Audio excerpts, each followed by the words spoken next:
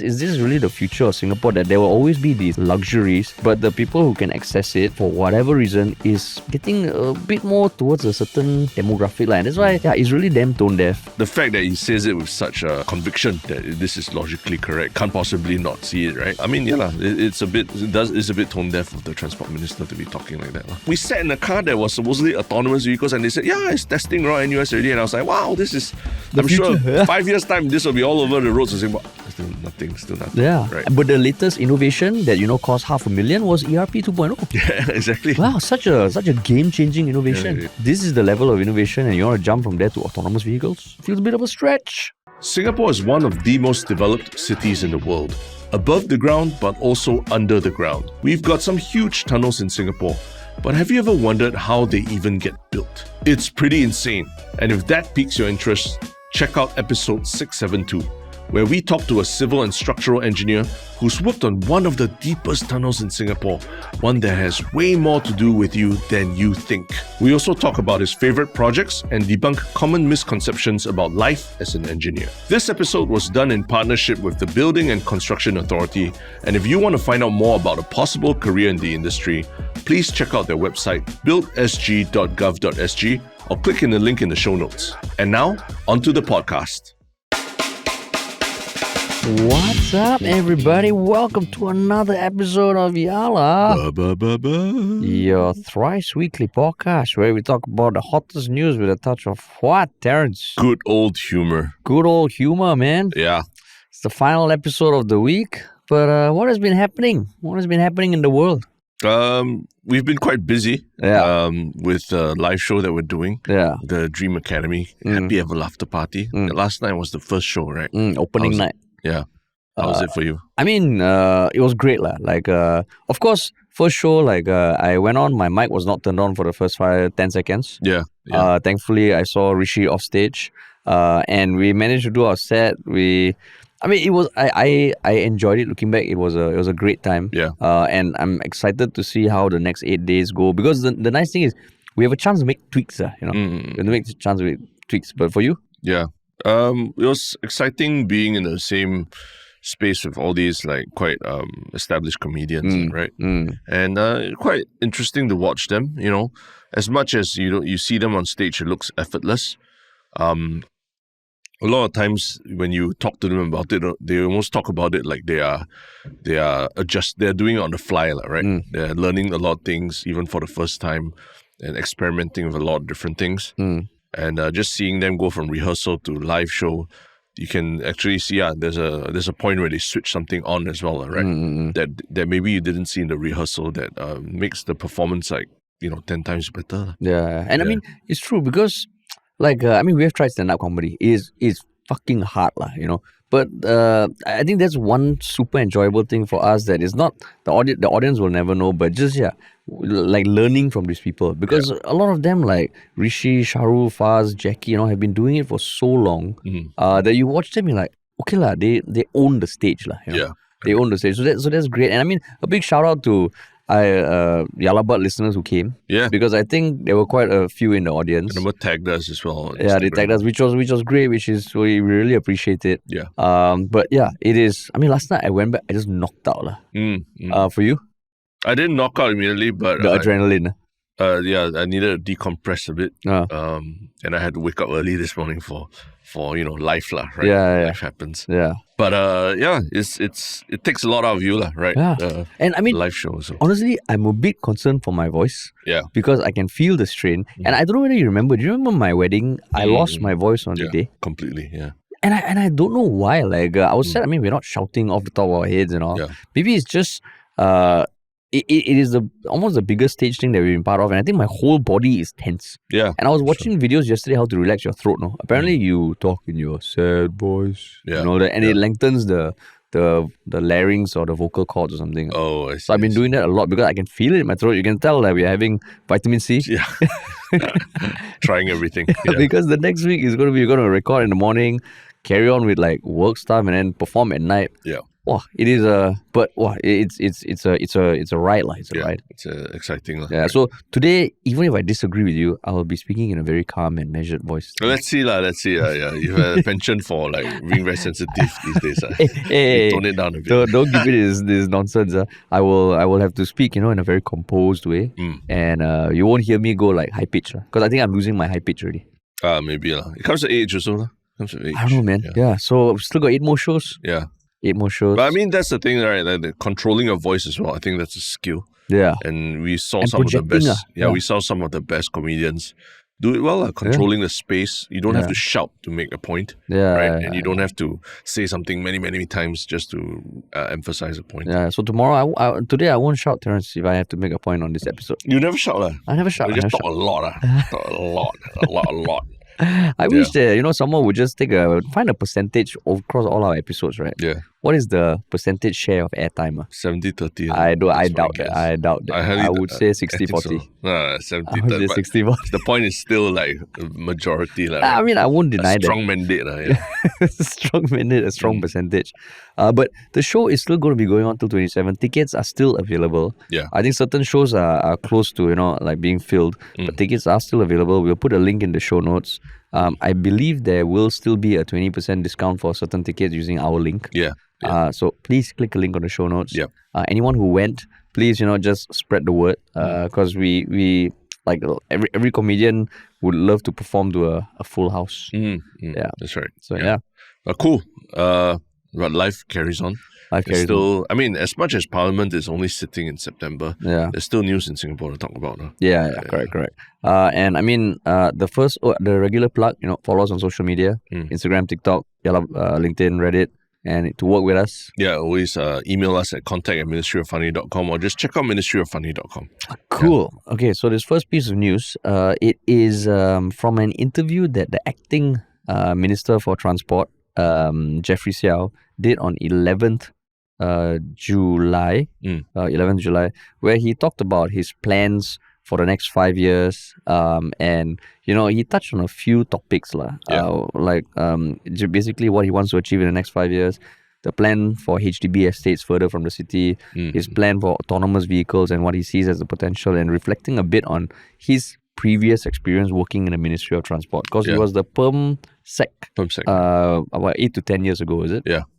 I mean, clearly a high flyer. One of the people who emerged during this GE 2025. Yeah. But there was one topic in particular that I guess has been a bit polarizing. It's kind of summed up, if I may, by his thought that for COEs, right, there is more benefit if a remaining COE is given to a private hire vehicle, as opposed to an individual. And he backs it up by saying that, ultimately it brings more utility to a greater number of people. It is more efficient, and efficiency is important. Yeah, correct. So we're going to dive into the details, but I mean, from doing this research and all, right, well, what do you feel, Terence? I mean, there is the people, I think a lot of people are talking about maybe what he's saying logically makes sense, right? But it seems to be a disconnect from what people actually feel on the ground now, right? Or at least not acknowledging some of the pain points with this more efficient solution that he's talking about. So there's a message of optics. So the regular call is like, okay lah, then you give up your COE and then give it to a private hire vehicle lah. More utility, right? More utility, right? Or and then people extrapolate it. Okay lah, you give up your GCB, then build a HDB over it lah, right? Isn't that better? Yeah. So in some sense, it can come across as quite tone deaf lah. What he's saying, because it's almost. When he gave that quote, he even added an emphasis at the end of it, if you have one COE left to allocate, is it better, blah, blah, blah. At the end, he says, surely it must be the latter, right? In the kind of, not verbatim, as in this is verbatim quoted from him. Yeah. How he delivered it, I'm not sure, but just reading it, surely it must be the latter, right? Because strangely, when I was looking at the videos of him giving this interview, this segment of COE wasn't like in the videos that are put on by the media who were present, right? Yeah. All the other more fluffy stuff like autonomous vehicles, like what his dreams are, Connectivity, connectivity, all that. Or you can find a lot of videos about it. But him talking about COE, I can't find the exact video. Yeah. Right. Yeah. So the fact that he says it with such a conviction that this is logically correct, right? You can't possibly not see it, right? Yeah. That's what people are getting irritated Yeah. by. So, but like hearing that, what does it make you feel? Yeah. I mean, it's a bit. It's a bit tone deaf of the Transport Minister to be talking like that, lah. Yeah. I feel. I mean, I feel that on one hand, you can see the argument, right? Because I personally know friends who have decided to not buy a car because they said, even if you do the calculations, if you were to take private hire vehicle everywhere, it would still be cheaper than a car. Yeah. And I can totally understand that. Especially if you want to buy a car that is not like only 2 years left on the COE or something. Yeah. So there is that argument. And I also feel that, private hire right now is almost part and parcel of life, right? But the same thing, so I feel a little kind of like a part of my soul dies a bit. Because I think that we have spoken a lot about what future Singapore is becoming, right? Yeah. And I think this is another nail in the coffin where it feels like once we prioritize efficiency, right, then a lot of everything else kind of falls away. The softer side, the human side of things almost. And I say human because owning a car in Singapore, it's not always the most practical. Yeah. But sometimes people just aspire to own a car. Yeah. And I can speak from a bit of experience because last year my wife and I, we got a second-hand car. And we don't use it for transport during the day and all. Of course, with a kid, it helps. But I genuinely love driving. I hate driving during the day, but at night and all, it's great. So I will totally deny that. Is it the most practical thing? You can argue, maybe you can get by, with private hire vehicles. But it's a part of life that, we got it and it's just part of life. But hearing this, right, it makes me feel like, wow, what is the life in Singapore like? Is it all about efficiency? Even like whatever you aspire to, of course, some people might be able to afford it, but for everyone else who cannot afford it, then we have to have a shared utility. And that feels a little bit like, then we are being efficient for what? You come out of the house, soon there might be a like travelator that takes you from your door to your lift because it's efficient. Yeah. He also talked about autonomous vehicles. Yeah. You go down, everything is efficient. But you go from point A to point B to point C to point D, then efficiency to what is the end outcome? Just efficiency. So I mean, I feel a bit conflicted because I can see the argument, but like what you said, the delivery, right, felt a bit like soulless. I mean, you mentioned a very big word there, aspire. So that means it's like, to you, having your own private car is something that, people aspire to in Singapore. I never grew up with a car. My family never had a car. Yeah. And I always felt like, wow, going in a car where you can, control where you go is something to aspire to. That being said, I think I've lived half my life on public transport. Yeah. And I have no issue taking public transport. In fact, I like taking public transport in Singapore because it opens up time to do other shit that you can't do. But I will say, to me, it was a thing like, at one point, I would like to own a car. Yeah. And I think there shouldn't be shame with that. But now, I think when you want to buy a car in Singapore, it's almost like, okay, you made a choice. It's so expensive, you still want to buy it, and you complain for what? But that's the thing, right? Like, at one point when Uber and Grab were entering the markets and all, especially in Singapore, right? Yeah. I was kind of hopeful that the idea, the aspiration of owning a car, would actually decrease in Singapore. And maybe not even like, I think for you, for very practical reasons, you want to own a car, right? For family and all that. But we definitely know of people who own cars or drive cars purely because, it's a status symbol, right? And they love, literally just sit in car parks and just rev the engine so that everyone can hear how powerful the engine is and all that, right? And that is that level of aspiration that I think, even not in Singapore, but even just internationally, when you read all these atas travel magazines like Monaco, or that they say, wow, a real society, the success of the society should not be measured by the, how good the the private transport system is like, right? Or how many, your ability to be able to drive around nice big roads or that. Yeah. But really by how great your public transport system is such that you don't even want to own a car anymore. That is like what we should aspire towards, right? So I was kind of hoping that Singaporeans, somehow we would be able to, skip over this whole like, hey, what car you drive? Wow, you drive this car. Wow, very good. You're doing well in life. And, the insurance agents or real estate agents all buying pink color Mercedes and stuff like that to show that they've made it in life. Right? I was hoping we could bypass all that. Yeah. So you're very disappointed by what I say? No, I'm not disappointed. I'm just pointing out that inherently in Singaporeans, I think we've just been conditioned for so long where the 5 C's are literally, car is literally one of them, right? But I think that is a little harsh, because you're implying that like... No, wait. But I'm not saying it's anything bad. I'm just saying it's because we can't... it's been our psyche for that long already. But I think that kind of implies that it's social conditioning to me to want to aspire for one of the 5 C's. I can very clearly explain why I like driving. Yeah. Because at night, right, just taking a drive and going around and spending just time with my wife, with my kid, I love that.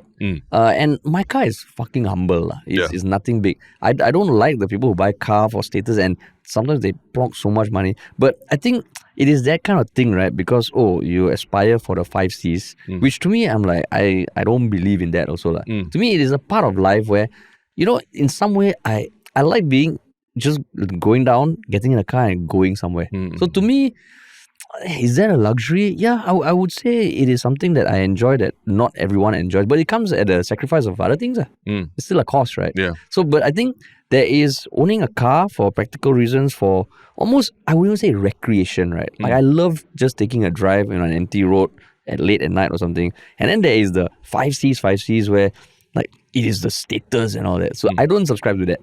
But the thing about owning a car, because I never grew up with a car, and I always used to, like visit family and all, get in a car and all. I'm like, hey, shit, this is kind of cool. Like you can actually drive your own vehicle. That sounds pretty fun.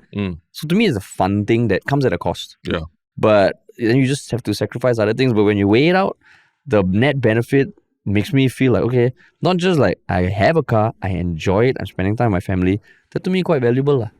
Right, yeah, I'm going to save your voice here. That was not directed at you, but you jumped in thinking that, I'm very harsh to you. No, I'm not. I pointed out it's not directed at you.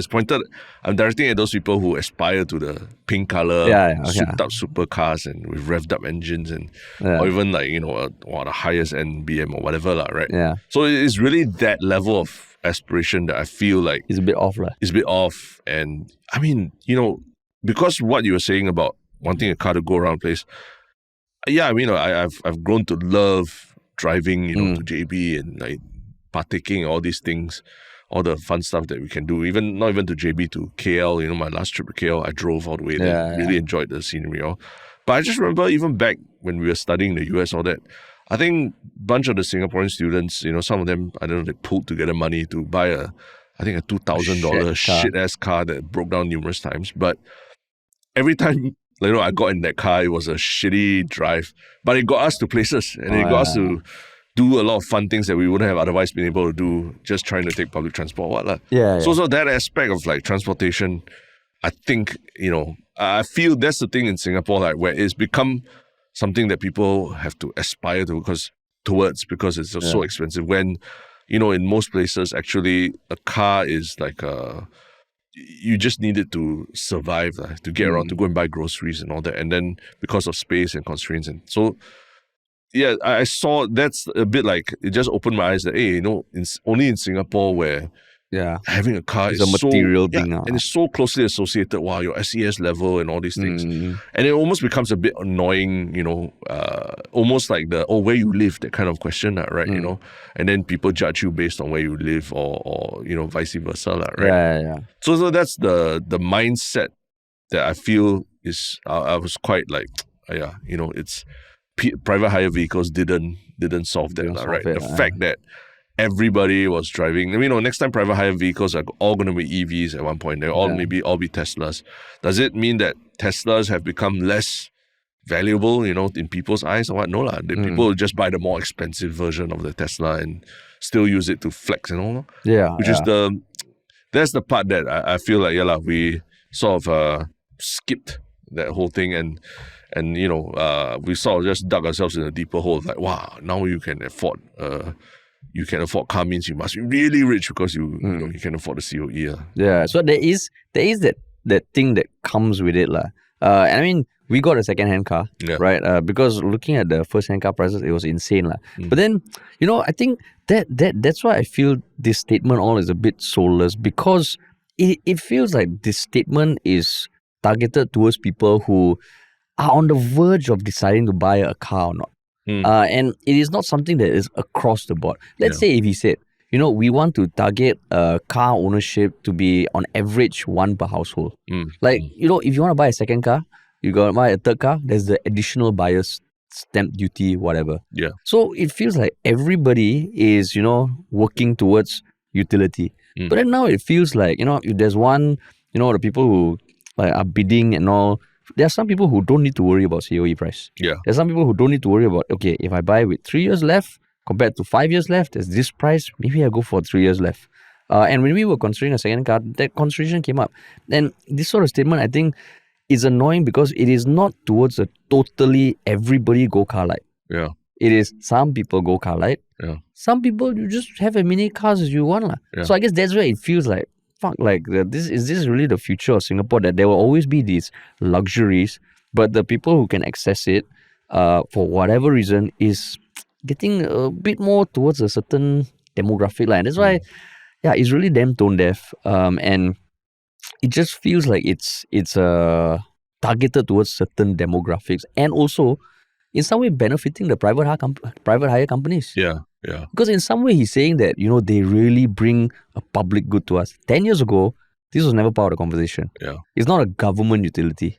It's private companies. Yeah. So when a minister says that, to me, it's like, it reinforces the thing that Singapore caters towards MNCs and private companies. Yeah. And I think, like I always say on this podcast, I always say that, anyone who claims to have a very simple solution for what are actually very complex issues, right? Very simple. Yeah. You should be a bit skeptical, right? Because like what you're saying, that there are a lot of people pointing out that it's not even about the COE prices or anything. It's the fact that private hire companies and people who want cars for personal use are being grouped together and bidding for the same COEs, right? Yeah. When we are not operating at the same level or buying cars for the same reasons, right? So people are not saying that private hire vehicles cannot have COEs. Yeah. Which is like essentially almost what he's like hinting at, right? We are saying that they should just be a separate category. Yeah. And they should,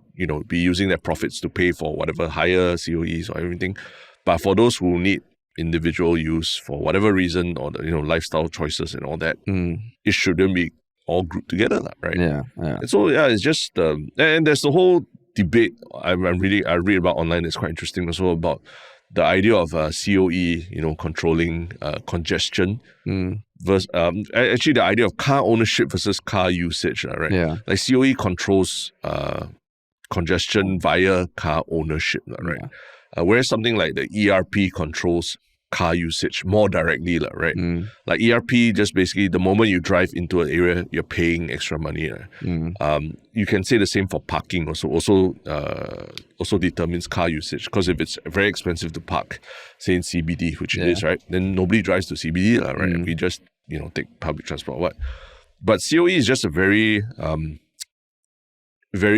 crude and imperfect way of trying to control car congestion, right? But having a private hire vehicle have the COE does not help car congestion much. In fact, maybe people are pointing out it might even make the problem bigger, because the car will always be on the road. That's as opposed true, to you using it once or twice a day or parking your car the rest of the day, right? So what is COE really trying to control? Just purely ownership, Is it like, it's so imperfect? Like, people are also have pointed out, how about, you see in Japan, for example, parking is so damn expensive everywhere in Japan, not even in the CBD or what, right?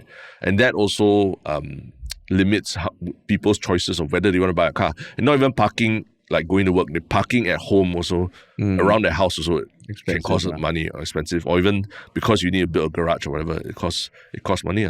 So those help people decide not to buy a car, right? Whereas in Singapore, we seem to have like, okay, COE is very expensive, car ownership itself is very expensive.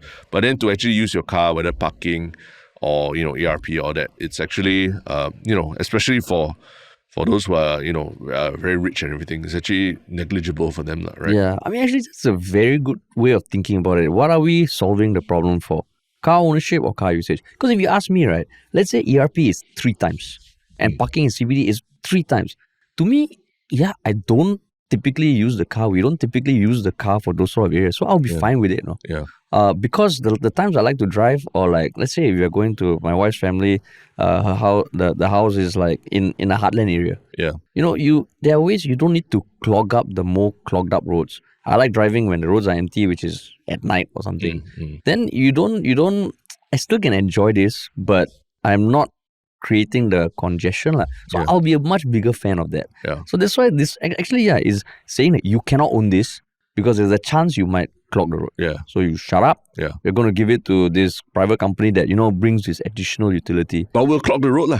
We'll clog the road by definition, right? Yeah. But there are more people they will provide the service too. Yeah, correct. But like what you said, right? If let's say everywhere parking was way more expensive and the connectivity of the public transport is good, then I would think, okay, so what is the trade-off between the car and the bus lah? And then it would make sense. Maybe public transport really makes better, because even if you use during off-peak hours and all, the cost doesn't make sense. But at least it feels like it's being applied to everyone. Like whether you're rich, you're poor, you pay expensive parking. Yeah. Whether you're rich or poor, you pay the same ERP. Whereas now it feels like, if you're rich, easier for you to have the car, but then you pay the same as everyone else. Yeah. Then it feels like a bit weird, eh? Yeah, correct. So it's a very imperfect tool, the COE, and that's why it's such a touchy topic for people to talk about, and that's why people are very irritated by what he said, right? Yeah.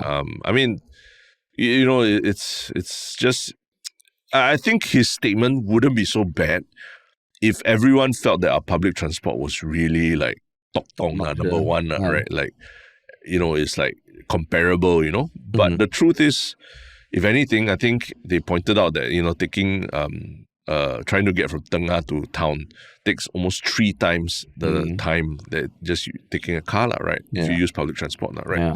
And I think that a lot of people, anecdotally, you will also hear, even within their own estate, they might live like, like a 5-minute drive from MRT. But when you take a bus, it can be like 20 minutes because it routes around. And so the whole last mile thing, which he actually acknowledges, and he talks about using autonomous vehicles to solve that problem. I think that's something. If all those things were in place already, and then you're talking about COEs, then I think people will be okay, right? Because it's very clear that we are making the roads car light as much as possible by offering a lot of different options for people. Yeah. But we've been talking about this autonomous vehicles thing for donkey years already. 10 years ago, you and I, we ran a social experiment with a self-driving vehicle prank, remember? At NUS with researchers who researchers. Oh my God. And we sat in a car that was supposedly autonomous vehicles, and they said, it's testing around NUS already. And I was like, wow, this is, I'm future, sure 5 years' time, this will be all over the roads of Singapore. Still nothing. Yeah. Right. But the latest innovation that, cost $500,000 was ERP 2.0. Yeah, exactly. Wow, such a game-changing innovation. Yeah. So actually, if we just reordered, right, he said, he did say, we want Singaporeans to be as proud of public transport as they are of the airport and all. And then he just said, we wanted to reach a point where even to own a car, it makes more sense to own public transport, to take public transport. Yes, you can own a car and all, but we want our public transport to be clearly the better choice. Yeah. As opposed to saying, owning a car is more utility with this one, then you take the world-class public transport. Yeah. So it just feels like, starting out as his first message is really, I was watching, I was getting them annoyed. Yeah. I think you point out, hate the comms. He's making an inherent kind of hierarchy between the transport systems, right? Cars, private hire vehicles, and public transport. Whereas I feel public transport, we really need to solve that last mile problem and make it so good that, like you said, so good that you don't even want to take your own car. Exactly. Because like what you said, the mark of a first world city and all is how good your public transport is. Singapore public transport is great. But then in his thing, he also said, the argument about transport that opens till later, right? Yeah. Again, it came back to efficiency. Yeah. There's manpower stuff and maintenance. So we can't increase the nighttime activity. So then it becomes like, okay, then what do we do? You're just limiting people from owning a car for weird reasons. Yeah. So it's very and this is another thing that makes me feel, is this the future of Singapore? Is this the future of Singapore? Maybe next time when it comes to housing, when it comes to everything, will be about utility. But for people who can enjoy the luxuries, utility is fine. You can afford it. You do what you want. But for people who are thinking between choices, we need to think about utility. Yeah. And that's very annoying. Yeah. So referencing what we did like 10 years ago, I think it was a paid gig as well, right? Where we did a social experiment, not a prank basically, where we got people, I think students at NUS, to help direct traffic, saying that, hey, there's a new driver who's trying out this new route. Can you help us to direct him when he doesn't know his way? And then the vehicle comes out and is being driven by a dog. Yeah, a dog. My dog specifically, Pola. And that's a prank. But the point was to show that, hey, autonomous vehicles can make it almost look like magic, where a dog is driving the vehicle. Yeah. And we had 10 years ago. So I'll put a link to the video. Yeah, put a link. We even interviewed the person who was doing the research there and everything, and they showed us the actual working vehicle that was being tested in US and all. And I do feel that these autonomous vehicles have a future in Singapore, but it also requires quite fundamental changes in our infrastructure on our roads. Maybe express bus lanes that are for buses and autonomous vehicles only and things like that. Which doesn't seem like we have the political will to want to make those changes, because the whole bicycle cyclist driver thing has been going on for donkey years, and the whole Lampa thing about e-scooters, all that was like such a terrible moment for a lot of people who were using e-scooters. And it went on for a few years with no real way out. Other than banning e-scooters. So that's the thing. Like, we say we want world-class public transport, but I'm not even seeing the smallest steps to getting there taking place in the last 10 years when we have even experienced what autonomous vehicle is really. And one thing we covered on our Tell You First was that the concept of ERP in Singapore was actually a world first, or something. There was something world first that Singapore did in the 80s, I believe, to limit the congestion in the city centre, and that was revolutionary. You can argue about the merits and demerits, but it feels like the biggest innovation is ERP 2.0. 556 million, which I think he was at Ministry of Transport or something when it got approved. And then you look at the outcome. This is the level of innovation, and you want to jump from there to autonomous vehicles? Feels a bit of a stretch. Feels a bit of a stretch. Correct. But so he's starting out as acting Minister for Transport. Still got a long time for him to recoup or walk the talk. Yeah. Correct. But starting with this, not a good start, bro. We'll see. We'll see what parliamentary questions come out in September. Yeah, September. God damn. He himself called out the WP, right? There's no point saying all these things, but what action have you taken? So now, Jeffrey Siow, it's time for you to take action. Correct. Yeah. Cool. But speaking of taking action, right? There's been an issue that a lot of consumers or people who frequent restaurants have been getting angry about, and they've taken action to start a petition. And what is this petition about? The petition is to mandate that free flow tap water at dine-in food and beverage establishments in Singapore be approved.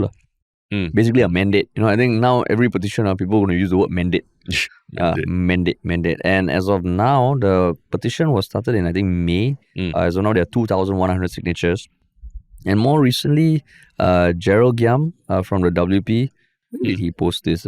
He kind of reposted a speech he gave in Parliament about how in March 2025, he called for the Ministry of Sustainability and the Environment, MSC, to encourage F&B outlets, coffee shops and malls to offer low-cost drinking water as a best practice. For sustainability, he referred to the petition. For sustainability, one thing, but also because it provides an option that may prevent some people from getting sugary drinks, which also is in line with the government's mandate to make us all healthier. So the petition has been started, but then there were a few articles where they spoke to, restaurateurs and F&B people. Before we go there, what is your thought, right? Even outside all this, about water being offered at F&B outlets? Yeah, I think increasingly I'm seeing that they're making people pay for water, and not even like a nominal amount of like 30 cents or 20 cents or whatever, but like $2 or $3 even. And it's just sometimes it just feels kind of oppressive, right? Because it's not a matter of like the cost of the water and everything, but it's more like they're trying to push you to pay for expensive beverages. Yeah, and that's the part that's annoying about it. Yeah, and I know F&B outlets are under a lot of pressure. We've spoken about it many times before, but I also feel like whenever a F&B outlet offers tap water, right, I'm like, I love this place. Yeah. I'm going to come back here again if I need to get whatever they're selling. Because especially it's a bit ironic, right? In Singapore, where we always are so proud of our water. Yeah. So proud of our water. Anywhere you go, you can drink the tap water, got all this. But the one place that you can't get water for free is F&B outlets. Right, yeah. Because, I was just trying to Google other countries. Apparently in Europe, there are quite a few countries that mandate any licensed premise to provide free tap water on request. Like the UK, France, Australia, primarily New South Wales and Victoria, Queensland, New Zealand, Israel, even though Israel, not the best bastion of like rights. And then the EU initiative, I think, is that they might soon require restaurants across EU to provide tap water free or at minimal cost. But in Asia, not many countries. I think in Japan, they typically offer free tap water or like the green tea, but it's customary. It's not a legal mandate. Yeah. And not many other Asian cities offer free water because, again, I can imagine for countries where tap water is not the cleanest, really offering it at restaurants, there'll be additional costs. But Singapore, a bit different. Yeah, a bit different. Yeah. But yeah, I mean, even the US is not a federal mandate or anything. It's just at state level, right? But I think in Singapore, you think about certain things also that we've also sort of changed our habits in recent years, right? Plastic bags. Singaporeans, we used to use a lot of plastic bags, right? Then subsequently, in more recent years, actually in the last 5 years, most places have imposed some kind of small fee, 10 cents, for you to use plastic bags or charge you 20 cents for a plastic bag. And we've sort of all adjusted our habits along with that, right? Similar to tray return, although tray return is more like you get caught and you get fined, right? It's more drastic. But the moment there's some monetary impact as well, we actually pull back and change our habits accordingly. Now, when you go shopping, I'm sure you carry a grocery bag with you. I usually have a grocery bag with me in my bag at all times, just in case of anything, right? So, in some ways, that was good. It reduced the use of single-use plastics on it. But this one, I think what's rubbing people the wrong way is that you are trying to be more, do good for the environment and everything when you ask for water rather than bottled water or, even drinks that come in aluminum cans and all that, right? But you are being asked to pay for that water, right? And that's maybe where people feel that disconnect. There isn't a benefit to society or a benefit to the environment in this practice that the restaurants are doing. But can you blame the restaurants, trying to turn a profit? Yeah, and also, to the restaurants that were interviewed, some of them highlighted that just to make sure that whatever the water they provide is the cleanest possible, they have filtration systems that can cost like 1 to 3K a month. Yeah. And I wouldn't fault a restaurant for wanting to provide filtered water. Even though, Singapore, generally tap water should be okay, right? Yeah. But they're saying that there is a cost to that. And even at the end of the day, even if it's incremental here and there, it sounds like the margins are so thin that any additional revenue is appreciated. Yeah. Of course, you can weigh the balance for consumers like me, where if you offer free tap water, right, that will make me choose you over other places, because I prefer to drink water most of the time.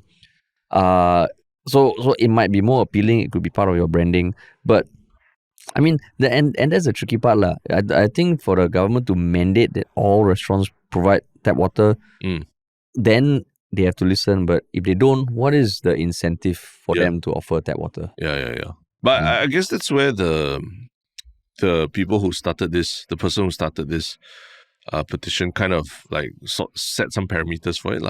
That if you're a restaurant that charges service charge of 10%, then there needs to be some kind of mandate that if you're going to charge service charge, you have to provide that. We're not saying that all restaurants, regardless how big, how small, how much money you're making, or have to serve tap water, because I feel that there are hidden costs as well with serving tap water. The glasses have to be washed and cleaned as well, right? And you have to have a system in place for all that. So that is cost, or even manpower to serve you water.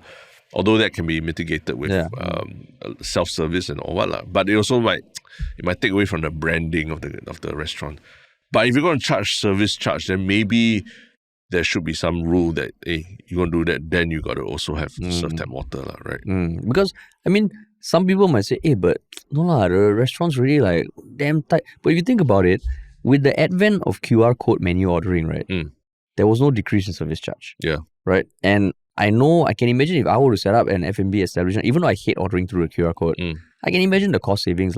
But if you're implying cost savings and the service charge doesn't change, then you cannot, it's a bit double standards if you assume that providing this additional service needs more service charge. Because you can benefit, then it becomes what you want to weigh. Yeah. So that's where, it feels like at least they put service charge, because certain outlets that don't provide per charge service charge, and I think there are outlets that do that, then different. Yeah. I mean, unfortunately, the idea of, service charge or tipping people in the US and stuff like that, it has come to be seen as a way of making up for the lower pay that a lot of service staff get, as opposed to for actually providing proper service and all. You and I have both been recipients of really good service in the past week, but not in F&B, right? In retail, we went to. I think we both went to buy shoes from the same place for the show. And I experienced for the first time in a long time, because I've been buying shoes online for very long, but going to a place and actually being served by somebody who knows what he's talking about. Wow, I was reminded again that this is what service is, right? It leaves you with a feeling of, I really enjoyed being served by that person, and if he wanted to sell me another pair of shoes, I probably would have bought it already. But he told me, hey, no, I don't recommend you get this pair because it's not good for your feet and all that. I was like, wow, that will make me recommend someone to come, and I recommended you, and then you went. The idea of service, unfortunately, in F&B has become a perverted or distorted a lot in the last 10, 20 years already. I'm hearing stories in the US of how, tipping, when I was there, it used to be 10 to 15% or so. Now it's like 20, 25% mandatory. I'm not saying mandatory, but they will really give you an ugly look if you don't give at least that, right? And it's just become so distorted already. And like what you're saying about the QR code, I think that makes it even worse, because people don't even think about service in the sense of providing good service anymore. They just think of the fact that you're sitting there and that we have to accommodate you and let you scan our QR code. You need to pay me for that. Yeah. And then, of course, I can imagine for them saying, but keeping an F&B outlet in Singapore is damn hard. Yeah. But then it becomes then it goes back to the problem of, how can we make it more sustainable for F&B outlets? Because this is almost like a trickle-down effect. You make it so hard for them to survive. And of course, there are articles that have been posted about from the landlord's perspective and all that. But I think the reality is doing F&B in Singapore is damn hard. And the trickle-down effect, which affects the consumers, is things like this are not offered. So I can't imagine this being passed. I mean, see, if Parliament was around, this might come up. Yeah. Because also, we haven't even talked about the health perspective, right? There's the diabetes, the war on diabetes and all that. I mean, in some way, this kind of helps, right? Yeah, correct. Right, it kind of helps. It just, it's the Singapore, Singapore that we are heading towards. No, and the fact that the weather is getting hotter in Singapore, so I really do feel we do need to have more water dispensers around. And I'm not talking about little water coolers where you just get a sip, but just places where you can refill your bottle very quickly and easily, right? When you go to the zoo, there's a lot of F&B options everywhere. But the good thing is also, I think almost every toilet, there's a water dispenser that allows you to refill your own water bottle. So it's up to you to keep yourself hydrated. And you can choose whether or not you want to buy a drink or get water, right? But in Singapore, tap so good, any tap also good. Why you need this water dispenser? Okay, to be fair, also sometimes it just boils down to the taste, right? People's psychological fear of drinking water, where some older men just in the same sink, right? You can't fight that fear, I think that one it's just what it is, right? Like I don't like to. When I eat at hawker center, or that I cannot sit next to the toilet and eat my meal, and I cannot be at that table that's like right next to the toilet. It's just psychological, illogical, but it's psychological, So what to do, we just have to get around that by offering other, a cleaner option, right? I don't say cleaner, take back that cleaner, not cleaner, but something is more it's purely for drinking water, right? Yeah, correct. Because I mean, I have filled up in like when I'm really damn thirsty, but sometimes you go to the sink, then you see like remnants of what someone just gargled out. Yeah, or their lunch or dinner. I guess I could drink this. Yeah. But do I want to? Because you never know. Like when it sprays, right? It sprays everywhere. Yeah. And then when you start thinking, you're like, oh my god, I can't. Yeah. So like if this is offered, that would be great. Who knows? Maybe this is one of the things that in Parliament will be discussed. Hopefully it gets more signatures as well. Hopefully, a bit like Ng Chee Ming's petition. Yeah. Then Ong Ye Kung, Minister for Health, Minister for Sustainability and Environment. Who's the minister for that? Grace Fu, is it? It is Grace Fu, correct? Yeah, office holder. Grace Fu. Okay, man. But okay. Cool. What is your one Shiok comment, man? My one Shiok comment, let me just pull that up. Do you have yours already? Yes. It is an email that got sent to us. So I won't read out the person's name since it's a private email, but I guess can still share, Hope the following makes it to your first offs. One Shiok. What's OFS? Not sure. So the person is getting tattoos that will take 3 full days to complete. Finished the first day with nothing but my thoughts. I thought 7 to 8 hours of self-thought would help. It got boring towards the end. Turns out my thoughts aren't very entertaining. For the second day, I thought it might be a good opportunity to catch up with my backlog of podcasts, and what better way to get an increased dose of serotonin through listening to my favorite podcast couple. So I guess that's us. Yeah. I get help with managing the pain when my skin is getting stabbed repeatedly, all in the name of beauty. And it worked. Not only did it pass faster, I was entertained, and the tattoo session felt less painful. Oh, really? Yeah, wow. So the latest, the line at the end sums it up. Thanks, guys, for making content to get listeners through the painful parts of our life, even if it is self-inflicted. Yeah, so... Wow, we accompany people through the tattoo sessions. That's a first. That's a first. We've had jogging, gymming. 7 to 8 hours, no? So there's like 6 to 7 episodes. Yeah. Oh, thanks, man. So jogging, gymming, long drives, doing errands at home. Yeah. Like now tattoo. Doing work. Tattoo. Wow. Amazing. Cool. My one Shiok comment is on Reddit about our last podcast 677 with Zuhan, who about the architect.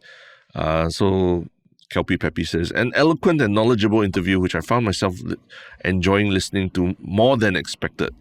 Even though it's a sponsored podcast, learn a lot about how holistic a good architect should be mindful of, should be that, right? So I think we had very interesting discussions with the civil engineer and an architect. I think you and I also we heard a lot of things about Singapore's landscape or cityscape that we didn't even know before, right? So I would encourage people who you might not think that you have an immediate interest in architecture. To check it out. But it's really because it's about buildings and structures in Singapore. Yeah, correct. Cool. And what about your one Shiok thing, man? My one Shiok thing, actually, I've just been watching a lot of, those solo camping kind of videos where people very cinematically shoot how they go camping, in Japan or the US or very nice spots. I found one channel, she's called Wing Outdoor, and she's been doing a bunch of solo camping videos in Lazarus Island, Pulau Ubin, and all this. And I mean, they're not, it's not as much as polished as those that you see on YouTube that, in Japan, but it's quite funny because, she basically rides around a bicycle and then she takes the bumboat to Pulau Ubin or Lazarus Island and sets up tent to sleep there overnight as a solo camper. And it's quite funny because she goes to Pulau Ubin and she has a bit of an adventure trying to start a fire to eat her dinner, right? And so it's just interesting to see someone attempting to enjoy that kind of solo camping lifestyle in Singapore lah. And then all the very uniquely Singapore things that happen to her along the way, like heavy rain lah, or mosquitoes lah, or ants all over her food lah, and stuff like that.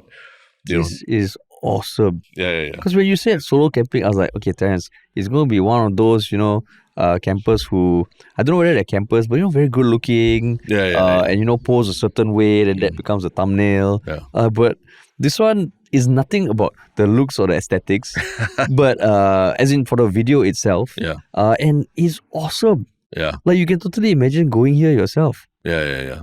And she rides her bike and just gives a VO about what she sees and things like that. Oh my God, this is great. So it's not the most polished, but it's what YouTube is cool at. Yeah. Like you can really find these niche things. That's the beauty of YouTube. Yeah. This is great. Yeah. So she's getting a lot of views because I think staying overnight in Pulau Ubin, like setting up tent, all that also is not easy. Not comfortable in the traditional sense, right? Yeah. So it's just interesting to see how she did it. And it really feels like she just loves camping. Whereas some of the other videos I watch, I'm like, are these people actually campers? Yeah. Like it feels like there's someone filming them, telling them what to do, right? Because it's so cinematic, even when it rains, right? Yeah. I'm like, huh? You can set up the camera until like that? Yeah. This is great. Yeah, a little funny anecdote in the video was like, she went to the toilet and there was no shower, so she had to use the bidet to shower. But the light goes off in the middle of the motion sensor. Yeah, motion sensor goes off. So you're like, imagine using a bidet to shower, then suddenly the light goes off in the Pulau Ubin toilet. Wow, this is great. This is great. Yeah. My one Shiok Thing is another YouTube video, but it's from a channel that I think I mentioned before. It's called CNBC Make It. And it basically features I guess people typically, maybe not from overseas and all, even though there's been an article written about us on CNBC Make It, the Asia version, I guess, about folklore. Yeah. But this one is a video about this person who used to work at a design firm, like a shoe design company, and she kind of got a bit burnt out, and then she realized that all the shoes that were being designed and all, every year it changes and it's just thrown. So she wanted to get into cobbling and upcycling sneakers. So why it's cool is because it's in Brooklyn, and it just shows like she was probably doing pretty well at the firm. She quit and then spent like months learning from her brother, who's a cobbler back in Korea, learned the trade, and then opened up a small cobble shop that she saw up for rent near her house. Yeah. And then what I found interesting also was because she divided the shop in two and found a partner to open up a cafe together with the upcycling of the shoes. So it's just a nice story of someone who wanted to do something different, put in the work to learn it, found a good partner to work with, and it's a very quaint thing that is pretty cool. Pretty cool. Of course, in the context, coffee shop and cobbler space. Yeah. I mean, of course, in the context of Singapore F&B outlet and all, I think it's less romantic because opportunity cost is higher. So I don't know whether it's possible, but I just thought, this is quite cool. Like home-based business, no? Home-based business. But that one also got a bit polarizing. Yeah. A bit polarizing. But yeah, this video, I mean, it's like an 8-minute video. It just feels like, it's cool. Like what she did, and just took things into her own hands. And she was very upfront saying that right now the salary I'm making is quite low, but her goals are interesting, and it's pretty cool. So you buy a new pair of shoes this week, suddenly you want to be cobbler as well. No. I realize I haven't bought a pair of formal shoes for damn long. Yeah. Same. Yeah. No, I think the bigger thing is I haven't bought a pair of shoes in person at a store before for quite a while already. Yeah, true. But yeah, cool, man. Cool. All right. Another show gonna happen tonight. Yeah. Tomorrow 2 shows. Wow, it's gonna be an epic week. Yeah. But yeah, so remember, if you're new or old to this podcast, if you haven't followed us on social media, please do. We are on Instagram, TikTok, Reddit. And if you want to work with us, please reach out to us at contact@ministryoffunny.com or just check out ministryoffunny.com. Awesome. Thanks for listening, everybody, and we'll talk to y'all soon.